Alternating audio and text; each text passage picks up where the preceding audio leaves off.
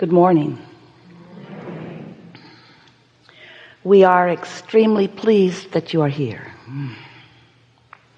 It is good to come together for the purpose of co-creating. Do you agree? Yes. You are knowing what you are wanting? That's such a good thing. Knowing what you are wanting is more important than you know. You see, your desire comes so easily to you that often you do not realize everything that has come before that. Because once you are in conscious awareness of your own desire, then the process of it turning from a conscious awareness to a full-blown manifestation is something that should delight you every step along the way. But sometimes, once you are consciously aware of a desire, if it does not feel to you that it is moving quickly enough or surely enough, if you are uncertain about it because you have beliefs that contradict your own desire, then there is a discord within you. It's like you've got a desire vibration sometimes and a belief vibration sometimes, and when they are clashing, when they are not the same, then there's discord within you. And that is in fact what every emotion that you ever feel is about. It's about the discord or the not discord. We can say it better, the alignment or not alignment, the allowing or not allowing. It's about allowing your desire or resisting your own desire. We've been talking to you about that in a variety of different ways for a number of years now. But what we want to give some emphasis to today, here and now, is what happened before that desire that you know you have became a conscious awareness to you. Because once you know you want it, that is not the beginning of your desire. The beginning of your desire was often knowing what you don't want, often living in contrast that cause you to want this to be better, or want this to be better, or want this to be better. So through the living of life, you've been molding the clay, so to speak. You've been sifting through the data of your life, and you have been in conscious awareness of what's going on around you, and you have been through this experience of sifting and sorting, knowing what you don't want, therefore knowing what you do want. You've been we've been calling them rockets of desire because they emanate from you vibrationally without you even really knowing that it is happening. So you have been emanating rockets of desire for a long, long time. Some of them were in place even before you came into this body. And most of them are coming into place since you've been in this body.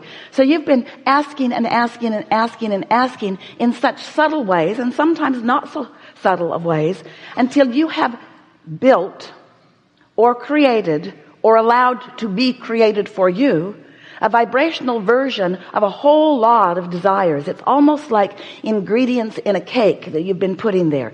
A little bit of flour and a little bit of salt and a little bit of eggs and a little bit of milk and a little bit of this and a little bit of that, until there is a vortex. We've been calling it a vortex of creation, a vibrational version of everything that you desire. But you would not recognize it in its mixed up form because you've been putting it in there ingredient by ingredient. You might remember the struggle you had with your mother and you dumped a whole bunch in there.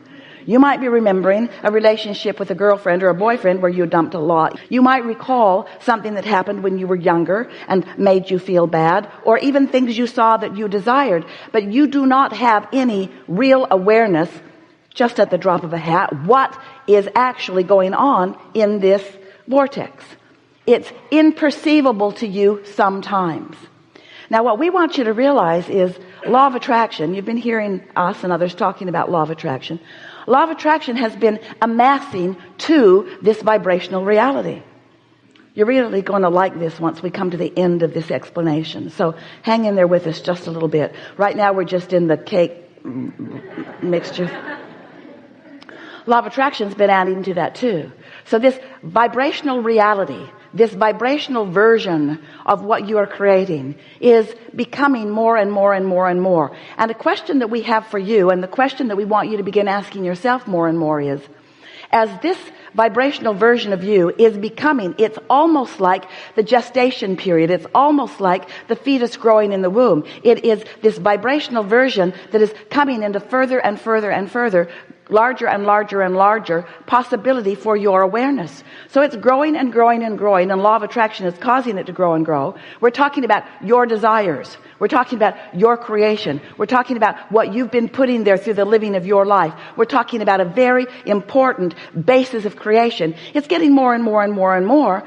But now here's the question that we have for you. What's your mood today, right here, right now? What's your attitude? Are you joyful? Are you clear? Are you feeling appreciation? Are you ornery? Are you feeling defeated? Are you feeling depressed about something? Because your mood, which indicates your vibrational state of being, which indicates your vibrational situation right here and now, how you feel, what your mood is very important in relationship to you being receptive of what's bubbling and boiling over here in your vortex. So all of a sudden you say, oh, I have an idea.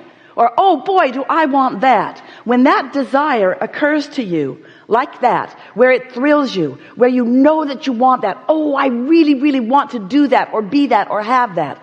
When that happens, that means that all this work that you have done before, all this putting your ingredients into this vortex, all of this law of attraction and your inner being and source energy's response to it, all of this becoming, and now you, somehow, some way, maybe you meditated, maybe you took a nice swim, maybe you've been walking on the beach, maybe you were just basking in appreciation of something. Doesn't matter how you got there. Somehow, some way, you got into what we are calling the receptive mode, and you were the same vibrational frequency as what your vortex has become, and you realized it for a moment. Oh, I want that. But then so often you get practical. You're not able, it seems, to keep that alive because you're not used to being in that receptive mode. It just sort of caught you off guard when you were accidentally not being the negative person you usually are. Just for a little while, you weren't complaining about something. You sort of forgot. Maybe it was first thing in the morning. Maybe the person that you usually complain to wasn't available. They weren't answering your texts or your phone calls.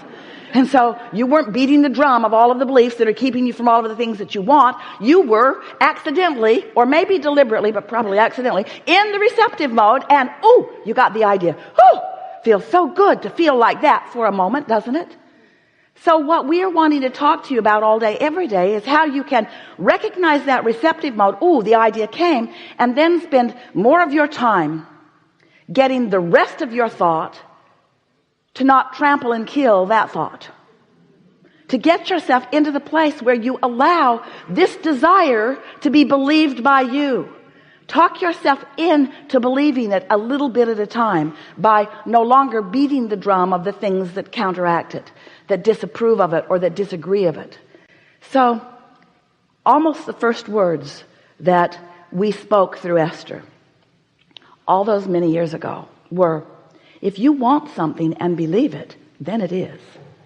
In other words, if you have a desire and you're not contradicting it, when you say, I want it and, instead of I want it but, I want it and, I want it because, I want it and, that's so much different than I want it but, however.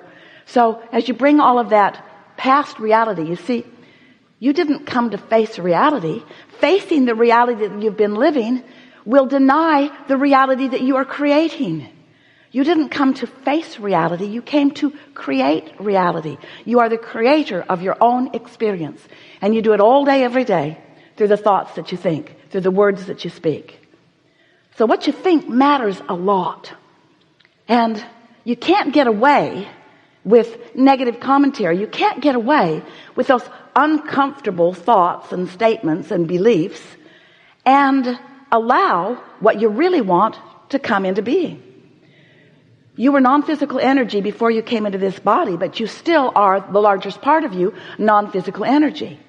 And so as you come into this body, oh, such a wonderful thing you've done.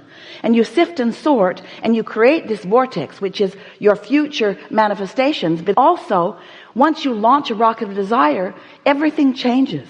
You are adding to the expansion of the universe with every exposure to life that you are living. So you are creating this vortex, and law of attraction and your inner being, source, what you want to call God, is focused upon your expanded ideas, your expanded notions, your expanded ideals, your expanded desires. And so once life causes you to ask for something, even if it's such a soft, gentle asking that it's imperceivable to you long term, your asking never stops being heard. And it becomes greater and greater and greater until it is almost tangible. You can almost see it and hear it and smell it and taste it and touch it, but you can't, because it's still a vibrational version. And the thing that goes wrong, not wrong, yeah, wrong. No, not so. It's not wrong. Nothing's ever wrong. The thing that goes, it's not wrong. The thing that you do that prevents you from having all of the rightness that you want and deserve is that as you stand in vibrational relationship to your new desire, often because what you're observing doesn't show you what you want, in the absence of what you can see and hear and smell and taste and touch, you doubt. And when you doubt, you disallow your desire to turn into reality. Some years ago, Jerry was talked about it for a long time. Esther and Abraham are doing it now. A book called Turning Thoughts to Things.